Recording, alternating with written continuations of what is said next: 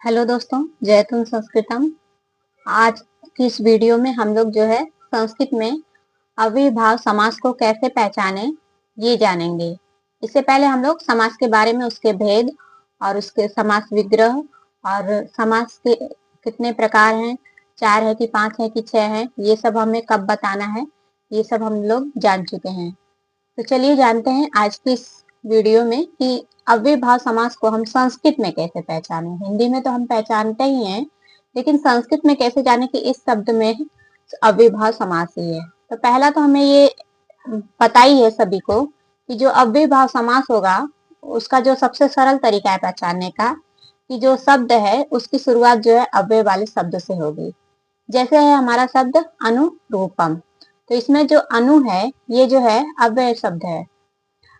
अब दूसरा है हमारा पहचानने का सरल तरीका कि जो संस्कृत में अव्ययीभाव समास वाला शब्द होगा उसके अंत में हमें जो है अम शब्द, अम मतलब आएगा।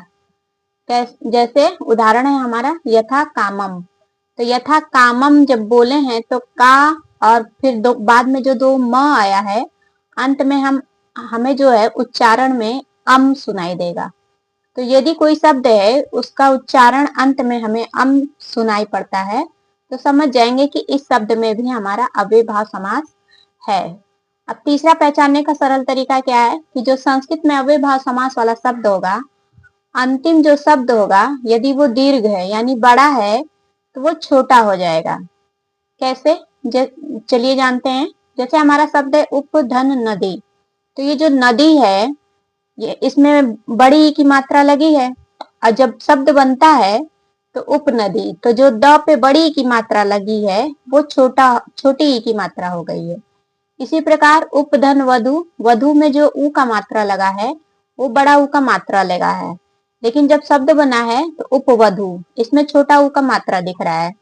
तो यदि छोटी मात्रा भी हमें बड़ी मात्रा का छोटी मात्रा में भी दिख रहा है शब्द में तो भी उसमें जो है हमारा अव्ययीभाव समास होता है। और चौथा हमारा क्या है पहचानने का तरीका कि जो नदी वाले शब्द हैं उसमें भी हमें प्रायः अव्ययीभाव समास देखने को मिलता है। जैसे हमारा शब्द है पंचगंगम, 5 नदियों का द्वियुम्नम, तो यमुना जो है नदी है, गंगा भी नदी है, लेकिन ये भी किस में माने जाते हैं उदाहरण अव्ययीभाव समास में माने जाते हैं। द्विगु भी है लेकिन यहाँ पे अव्ययीभाव समास के अंतर्गत ये दोनों माने जाएंगे। और भी है इसके पहचानने का तरीका, लेकिन इसमें इतना ही आया है इसलिए मैं यही बता पाई हूँ। और